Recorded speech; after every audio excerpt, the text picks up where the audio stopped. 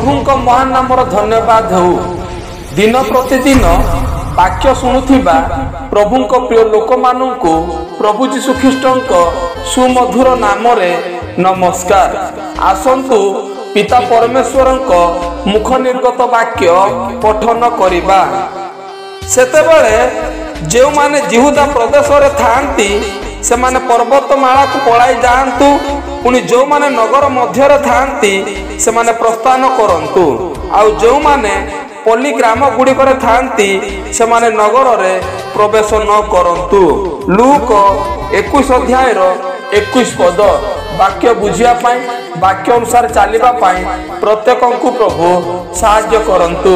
ए वाक्य द्वारा आपण माननकु आपण मानक परिवार को प्रभु सदा सर्वदा आशीर्वाद करंतु। धन्यवाद। आमेन।